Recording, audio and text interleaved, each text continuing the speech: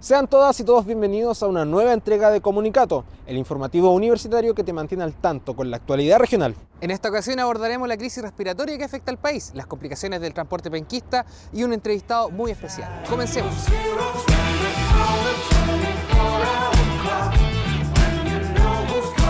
Complicado está el panorama en la salud. La llegada del invierno, la intensa lluvia y las clases son un factor relevante en el alza de enfermedades respiratorias. En este sentido, las autoridades implementaron medidas para enfrentar la crisis. ¿Se necesitan adelantar las vacaciones? ¿Quiénes son los más afectados? El reportaje es de Rubén Pino. Complicado está el panorama no solo en Concepción, sino que en todo el país con respecto a la crítica alza de enfermedades respiratorias, las que han provocado estragos tanto en hospitales como en hogares y que mantienen en alerta a personas y autoridades. Padres y madres se encuentran desesperados, pues la situación está bastante compleja. No una ni dos, hasta 3 veces llevan a sus hijos a los centros asistenciales de salud y aseguran que tienen que esperar horas para ser atendidos. Son los niños, más que nada los niños, los bebés y los hermanos que van al colegio traspasan las enfermedades que ya están dentro de cada centímetro del colegio y niños que participan. Entonces, ¿qué pasa? Que al llegar a casa llegan congestionados, resfriados, y tú sabes que los virus no miran ni edad ni condición social hoy en día, así que todos por igual. Por supuesto que tenemos que tener cuidado y la pandemia debería dejarnos ciertos resguardos y aprendizajes como el uso de mascarillas si es que estamos enfermos. Claro, yo creo que eso ya quedó calcado en los niños. Una cosa de que los niños saben que tienen que lavarse las manos y el que vuelva la mascarilla encuentro que es un plus para ellos disminuir la enfermedad. Desde el inicio de esta crisis de enfermedades respiratorias, ya son 281 los menores que fueron internados en el Hospital Regional de Concepción. Y lo más grave es que más del 40% de las hospitalizaciones son lactantes de tan solo un mes de vida. Actualmente en el recinto asistencial se encuentran 62 niños hospitalizados, número al cual se le suman 26 pacientes que se mantienen en la unidad de cuidados intensivos.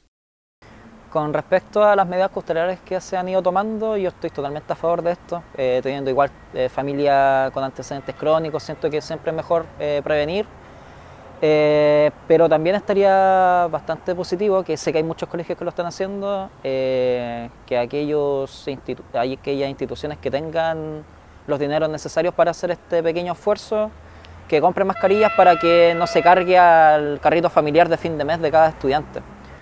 Con respecto a algunas otras medidas cautelares, por ejemplo, el adelantamiento de las vacaciones, me parece perfecto porque literalmente hay estudiantes que no pueden cruzar la calle o no saben con certeza si van a poder cruzar la calle al día de la evaluación, al día del certamen, del test. Entonces son cosas que hay que tenerlas en consideración. Por su parte, las clínicas del Gran Concepción mantienen el índice de ingresos en comparación a semanas anteriores con una leve mejora, pero lejos de dejar atrás la saturación por este tipo de enfermedades. Todo lo relacionado con esta crisis alertó a autoridades quienes han pronunciado respecto a lo que acontece en los centros asistenciales. Obviamente estamos en una situación de tensión de la red de salud. Si bien las consultas respiratorias tienden a disminuir en la población pediátrica en toda nuestra región, el nivel de ingreso producto de la gravedad de estas consultas sigue siendo alto. Todavía es una meseta, hablando de los 4 servicios de salud, y eso implica que estamos hospitalizando cotidianamente un número importante de niñas, niños y adolescentes. Si bien la crisis está llegando al punto más alto de contagios, expertos ya habían alertado de esto hace varios meses. Varios integrantes del área de la salud advirtieron que estos virus atacarían esta fecha y que serían los escolares los más afectados. Bueno, yo encuentro que la situación es bien crítica porque de los años que yo estoy trabajando, nunca me había encontrado con esta gran cantidad de niños hospitalizados. Es más, nosotros tuvimos que reconvertir camas. En nuestra UCI hay un cupo de 8 camas para ventiladores y 8 para niños sin ventiladores. Los escolares, quienes son los más afectados con la crisis de enfermedades respiratorias, siguen asistiendo a sus centros educacionales. Dentro del Parlamento ya existe la posibilidad de un adelanto de vacaciones de invierno e incluso se han tomado medidas respecto al tema, como por ejemplo el ingreso de la mascarilla obligatoria en escolares mayores de 5 años, quienes también deberán cumplir con normas sanitarias dentro de los establecimientos. Por parte del Ministerio de Educación, también recomendaron el uso de mascarillas en lugares aglomerados, todo con el fin de no seguir expandiendo el complejo panorama. Y ahora pasamos a la sección de entrevistas, y en esta ocasión pudimos conocer la historia y carrera del profesor Rodrigo Pincheira, académico de la universidad que se desempeña en el área de radio desde hace ya 16 años. Benjamín y su equipo se encargaron de hacer un repaso por su historia y sus mejores anécdotas.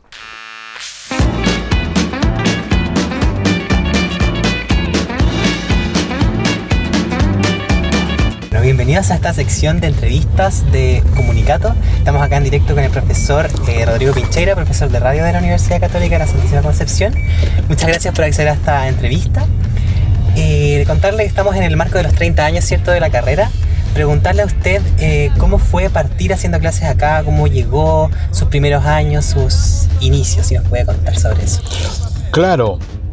Bueno, yo conocía y conozco, digamos, soy amigo de algunos profesores de aquí, y además el primer director de la Escuela de Periodismo, Mario Ursúa Aracena, había sido el director de la Escuela de Periodismo de la Universidad San Sebastián, que es donde yo estudié. Y Mario se vino para acá y se trajo también un par de profesoras, concretamente la profesora Marisol Rodríguez Serra y Claudia Tapia Vázquez. Así que yo conocía esta escuela, sabía lo que estaban haciendo, conocía el proyecto además de Mario, en fin. Y en algún momento el profesor Rigoberto Albornoz nos encontramos en un valga la redundancia, en un encuentro, no me acuerdo si regional, de radio. Y ahí conocí al profe Rigo, con quien hemos venido trabajando a partir desde el 2007, 2008 en adelante. Yo comencé haciendo un programa, un ramo electivo, ¿no es cierto? Y el que me invitó, digamos, directamente fue el actual director de la Escuela de Periodismo, el jefe de carrera, que es Fernando Fuentealba. Él fue el que me dijo: mira, ven a darte una vuelta, nos gustaría contar contigo, en fin. Desde ese momento hasta ahora las condiciones también técnicas y materiales eran diferentes, claro, eran totalmente distintos. El estudio de radio estaba en el segundo piso de la biblioteca. Con todo este paso del tiempo, los años trabajando acá, ¿qué significa para usted que ya la carrera esté cumpliendo 30 años? Claro, es una pregunta muy bonita y también hay que ser responsable en lo que se dice, ¿no? Puedo decir algunas cosas. Lo primero es que cuando yo trabajaba como periodista casi 20 años en el Diario El Sur y fui editor de la sección de Cultura y Espectáculo, yo recibí a muchos alumnos en práctica. Obviamente ahí llegaban también alumnos de la Escuela de Periodismo de la Universidad Católica. Y fui testigo, digamos, de cómo esos alumnos fueron también creciendo en el tiempo, fueron mejorando en el tiempo, fueron, esto lo digo muy responsablemente, disputándole el lugar de experiencia, de expertise, digamos, a los alumnos de la Universidad de Concepción. Siempre fue una grata sorpresa encontrarme con alumnos de la Universidad Católica. Yo todavía no era profesor de acá. Así que ha sido una experiencia grata, y yo creo que estos 30 años, yo podría decir responsablemente que la Escuela de Periodismo ha alcanzado un grado de madurez, de responsabilidad, del trabajo que se hace, del trabajo formativo que hacemos para formar comunicadores sociales y periodistas. Está de más decirlo, ya seguramente se lo han dicho, nuestros alumnos, tenemos alumnos en todo el país, tenemos exalumnos, digamos, que trabajan como periodistas y son periodistas en los principales medios de comunicación del país, fuera del país. Creo que los fundadores de esta escuela, los profesores fundadores de esta escuela y los alumnos y los exalumnos sobre todo pueden sentirse muy contentos y satisfechos del trabajo que se ha hecho. Y con esto que nos cuenta de experimentar, de ver a los alumnos en sus procesos de crecimiento, de profesionalismo, ¿cierto? Yéndonos más a lo personal, ¿de dónde nacen sus ganas de enseñar, de ser profesor, de vincular esta parte del periodismo con la docencia? Lo que yo siempre digo, y con el paso del tiempo he ido madurando esta respuesta, cuya respuesta le tengo también especial cariño. Yo vengo de una familia, yo pertenezco a una genealogía de profesores. Mis padres eran profesores normalistas, tengo un hermano que también es profesor de literatura en Santiago. Entonces yo tengo 4 hermanos, de los cuales 2, mi hermano Álvaro y yo, hemos ejercido la docencia durante largo tiempo. Entonces conocemos por dentro lo que era ser profesor, lo que era ser maestro, lo que ha sido formar estudiantes, pero más que estudiantes, en realidad nuestra misión ha sido formar personas, más allá de un técnico o de alguien que conoce el oficio de algo. De ahí viene, o sea, yo desde chico, desde muy pequeño, desde que tenía 5 o 6 años, ya me fui enterando de lo que era ser profesor, conocí las alegrías, también algunas penas de mi madre, de mi padre, ¿no es cierto? Quienes me contaban esto, nos llevaron al colegio, de la mano al colegio. Yo asistí cuando tenía 5 años y estaba en kindergarten, mi mamá me llevó a una de las clases que ella daba. Así que desde ese tiempo ya conozco la campana, conozco los cuadernos, conozco las sillas, los pupitres. Siempre estuve involucrado con el proceso de la familia. Así es, y a mí me gusta ser profesor, me encanta ser profesor, me encanta formar personas, me encanta comunicar, me encanta compartir también con mis alumnos algunas de las cosas que yo he ido descubriendo. Se queda donde el melo y le oculta su canción en concert, en concert, en concert, en concert. Quisimos conocer más sobre la vida personal del profesor Pincheira y él nos va a recibir ahora en su oficina para poder hacerle más preguntas sobre su vida personal como escritor, profesor y periodista. Acompáñanos. Sí, grabando. Bueno, cierto que ayer estuvimos hablando sobre el marco de los 30 años de periodismo UCSC. Ahora le queríamos preguntar a usted más en lo personal de su carrera profesional, ¿cierto? Usted es periodista, profesor y aparte también es escritor, aparte de muchas otras cosas, me imagino. Pero preguntarle a usted cómo mezcla todo esto, cómo nacen sus ganas de enseñar, de aprender, de estar con sus alumnos, de mezclar la música, de estar escribiendo, y está como siempre en procesos creativos, ¿cierto? De creación. En paralelo de sus actividades académicas y que nos cuente un poco de ese proceso. Claro, en realidad, mira, no he pensado esto, nunca lo he pensado, en realidad lo hago nomás, pero ahora que me lo pregunta, en realidad cuando yo empecé a trabajar, en mi vida de estudiante de pedagogía en historia, en los años 70 en la U de Concepción, yo entendí que no iba a ser solo estudiante, sino que iba a hacer otras cosas también. Entonces hice deporte, participé en el centro de alumnos, estaba muy pendiente de todas las actividades extraprogramáticas a las cuales yo podía acceder gratuitamente. Ahorré unos pesos, vendí ropa usada, diario, botella, etcétera. Y entonces a comienzos de año, aquí en Concepción, me compraba un abono para ir a escuchar los conciertos de la Orquesta Sinfónica en el 3er piso. Entonces siempre he tenido vidas paralelas en realidad. Nunca me he quedado solo con una actividad. Después cuando ya me recibí y me fui a trabajar a Puerto Montt, como les contaba el otro día, también fue tan real como lo que les voy a contar. O sea, al día siguiente que yo llegué a Puerto Montt, no me conocía a nadie, me llamaron por teléfono. Y dije, ¿quién me está llamando por teléfono? Y me llama por teléfono un señor, un colega, un profesor, y me dijo, hablo con Rodrigo Pincheira, sí, mire, usted habla con fulano de tal, y sabe, lo queremos invitar a que usted vaya a un entrenamiento del equipo de básquetbol de Magisterio. Pero ¿cómo? ¿Y ustedes cómo supieron?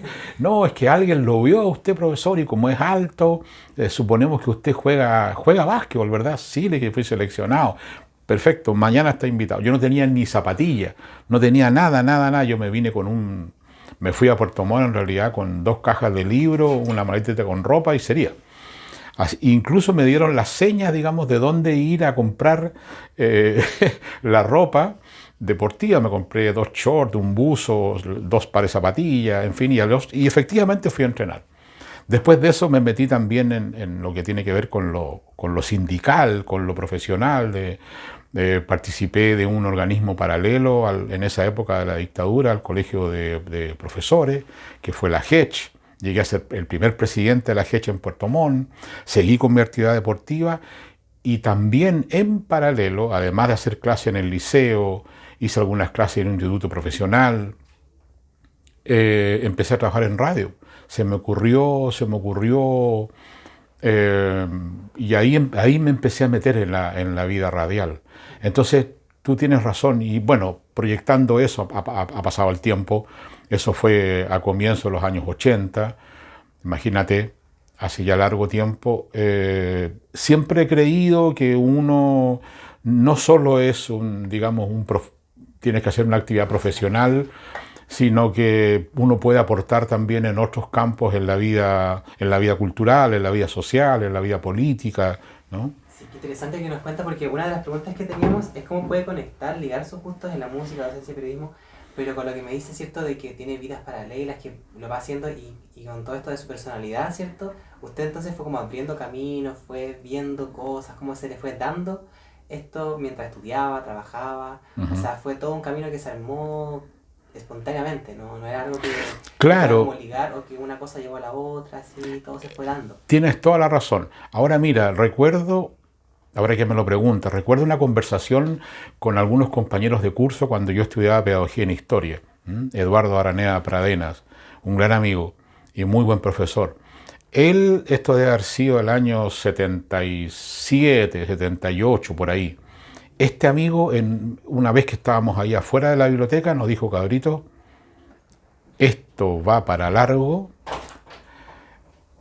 no creo que el gobierno militar dure poco, de modo que, y nosotros probablemente como profesores de historia quizás duramos poco también, así que yo los invito a que seamos capaces de hacer otra cosa, no solo ser profesor. Y ahí entonces se fue dando de modo natural esto de escribir, esto de participar en la vida cultural, como te digo, en la vida deportiva primero. Ahí empecé con los programas de radio, me vinculé a asociaciones culturales y he seguido en eso hasta el día de hoy. Pienso que, como te digo, muy modestamente, no soy tan pretencioso en que yo fui aprendiendo ciertas herramientas, sobre todo en el periodismo, que te permite también desarrollar un área creativa, lo que tiene que ver con la escritura. Yo en realidad no me considero escritor, no lo veo así. Yo veo que soy un periodista que hace investigaciones, que me toca escribir, me fascina escribir. Si tuviera más tiempo me dedicaría un poco más a la ficción o a otras cosas, que es un trabajo más de largo aliento y que significa mucho trabajo. Entonces sí, fui abriendo esas vetas distintas en mi vida y he podido también juntar, o sea, la pasión por la música y por el periodismo me llevaron a escribir, a investigar. Eso creativo de sus libros, ¿cómo, cierto? Ya es un momento en que usted se relaja, se puede explayar, ¿cierto? Pero ¿cómo es el proceso más interno, esas ideas, ¿de dónde nace? ¿Cómo es el proceso? Claro, mira, en la vida periodística y en el trabajo profesional del periodismo, siempre pensé que no iba a ser solo un reportero, sino que quería ir un poquito más allá. Y entonces empecé a investigar y a formarme por mi cuenta. Yo creo mucho en eso, creo en la autoformación. Hoy día, sobre todo, en el que todo está disponible, en que todos los materiales están disponibles. Entonces, escribía, era como reportero, trabajaba con las noticias, como ustedes bien saben, pero como te digo, de repente me hizo un clic en que yo podía pensar en analizar un disco, un grupo, en hacer entrevistas, me preparaba bien para eso, aunque esto suene muy autorreferente, hasta que en algún momento se me ocurrió presentar un trabajo a un congreso de musicología. Claro, y ese trabajo fue aceptado y lo presenté y a la gente le gustó, en fin. Ese fue como un paso importante, un salto ahí. Exacto. Y además de eso, en paralelo, en mi vida periodística, como ustedes saben, en el campo artístico y cultural, yo conozco muchos músicos. No, bueno, no solamente músicos, también conozco gente de la danza, del cine, del teatro, etcétera, de la arte escénica, de las artes visuales también. Entonces, pero yo conozco muchos músicos y entonces fui acumulando un material que tiene que ver fundamentalmente con las entrevistas, con escribir un comentario de un recital de música. Entonces yo hoy día puedo decir, sin que esto suene, como te digo, vanagloriarme de esto, que conozco a la mayoría de los músicos chilenos más importantes. O sea, desde Iyapu para abajo, Inti Illimani, Congreso, bueno, en fin. Y en algún momento, con un grupo de Valdivia llamado Chuenquinilo, que era un grupo bastante cercano a mí, por cuando yo vivía en Puerto Montt, los conocí, nos hicimos amigos, estuve en sus recitales, estuve en sus giras, se me ocurrió pensar en que podía hacer un libro de ese grupo. Y les propuse esta idea y ellos me respondieron lo siguiente: nosotros estábamos pensando también que tú podrías hacer un libro, ¿no es cierto?, como el que nos estás planteando.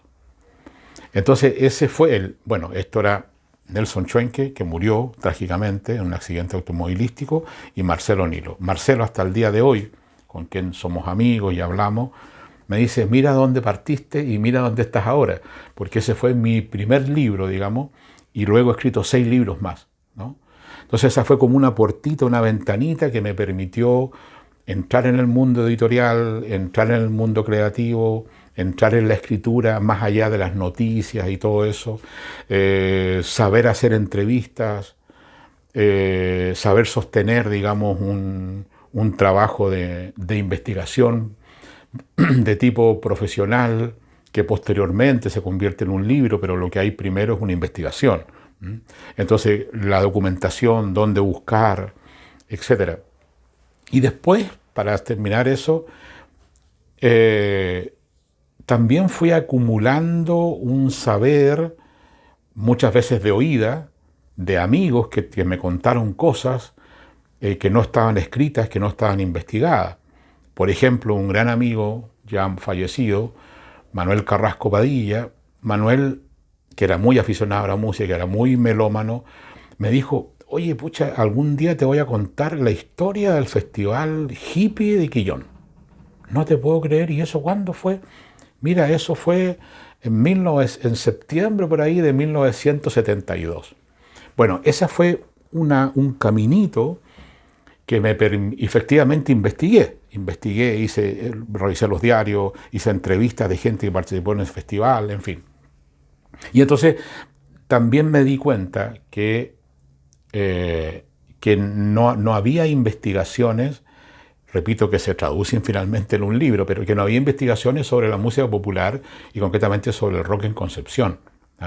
Entonces, en ese sentido, no solamente yo, habemos algunos que hemos sido pioneros en esa investigación, donde se funden ahí el periodismo, la historia, la música, ¿no?, un poco la literatura también. Y entonces, bueno, en ese campo ya he escrito, bueno, el libro, todo eso que te conté del Festival Rock forma parte de un libro que se llama Genealogías del Rock de Concepción, que abarca 30 años, del 60 al 91. Ya me están pidiendo, me están diciendo que debería escribir la segunda parte. Bueno, después escribí 2 libros sobre el grupo Los Tres, y ahora último, este año, publiqué un libro sobre rockeras de Concepción, ¿no? El libro que se llama Como una ola. Entre medio publiqué una investigación, nunca se había hecho, una investigación sobre el grupo chileno Congreso, que es de la misma época, más o menos, de los Jaivas, y con ese libro también fue muy bien recibido por la comunidad, por el público. Así que he podido fundir, como te digo, estas 3 cosas: la literatura, el periodismo, la música, la historia también, etc. Así nos despedimos de esta sección de entrevistas en Comunicato.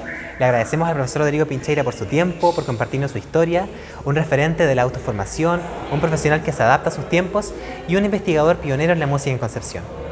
Muchas gracias y hasta luego. Pasan los meses y seguimos hablando de transporte. Y es que de soluciones efectivas mucho se ha hablado y poco se ha llevado a cabo. Los paraderos siguen llenos y las calles siguen congestionadas. En este sentido, varias han sido las iniciativas para enfrentar esta problemática. Revisemos los avances en la siguiente nota. Transporte, transporte y más transporte. No cabe duda que la movilidad en Concepción es un tema que ha estado en la palestra desde hace meses. Paraderos llenos, poca frecuencia de micros en hora punta y nula frecuencia en las noches es solo parte de los problemas que enfrenta nuestro transporte público. A esto se suma la congestión vehicular existente en el Gran Concepción y que en la actualidad es posible evidenciar a toda hora. Distintas soluciones se han propuesto para erradicar estos problemas, pero pocos se han llevado a cabo. La congestión vehicular que ya no solo se da en horario punta, la falta de choferes que complica el normal funcionamiento del transporte público y la falta de inversión en la infraestructura vial son algunas de las problemáticas que posee el Gran Concepción en la actualidad en temas de vialidad. Pero ¿cuáles son las soluciones que tienen las autoridades para poder enfrentar estas problemáticas y así dar solución a uno de los principales problemas que posee el Gran Concepción en la actualidad? Viajamos hasta el sector de La Mochita, lugar donde se están llevando a cabo obras de mejoramiento en la costanera que une las comunas de Chihhuayante y Concepción. Los trabajos de la etapa Mochita 2 ya cuentan con un 87% de avance y se proyecta que a fines de agosto finalice esta etapa. En paralelo, durante el segundo semestre de este año comenzará la licitación de la tercera etapa, que busca conectar el cruce de Vinimelis hasta 8 Oriente, completando así la renovación total de la principal conexión de Chihhuayante con la comuna penquista. Primero que estamos ya en plena operación lo que es este nuevo puente acá en este complejo de calzadas que está avanzando de la costanera, de su segunda etapa, el puente La Mochita 2. Obviamente esta era la obra más compleja desde el punto de vista de todo lo que era esta nueva vialidad con la cual se está ampliando la costanera, que va a permitir ampliarse de una calzada simple a una doble calzada a 4 pistas, que obviamente viene a ser un gran aporte a todos los problemas de congestión vial que tenemos en la Gran Concepción. Es un avance, por cierto, es un avance muy importante, por eso el gobierno regional contribuye con 7.000 millones de pesos de los poquito más de 15.000 millones que cuesta esta obra. Viene a reparar parte de nuestro grave retraso en infraestructura. El transporte público del Gran Concepción ha estado presente en las conversaciones de los usuarios, y no precisamente por su buen servicio. Es que el retorno a la presencialidad posterior a la pandemia provocó un verdadero colapso en el sistema y evidenció falencias que hasta el día de hoy siguen sin solución. ¿Cómo encuentra que está el transporte público acá en la actualidad? Para donde yo vivo, complicado, porque todavía estoy esperando a Palomares. ¿Cuánto llega? Como 20 minutos. Porque antes pasaban con harta continuidad, pero ahora ya no es mucho, es como más, se alargan más los tiempos en que pasen las mismas. Hay líneas que de repente la estás esperando 1 hora y no pasan. Imagínate, antes 11 de la noche era normal tomar un bus acá, ahora ya a las 11 de la noche yo no pillaba y puse. Es por esto que desde el gobierno están tratando de mejorar esta situación. Una de las medidas adoptadas tiene relación con la habilitación de vías exclusivas en las principales calles de la ciudad. Esto con el fin de mejorar la frecuencia de los buses, que muchas veces se ven enfrentados a los tacos que complican su desplazamiento. De forma paralela se instalaron sistemas de televigilancia. Su fin es monitorear el uso correcto de estas vías, cursando infracciones a vehículos particulares que mal utilizan estos corredores solo buses.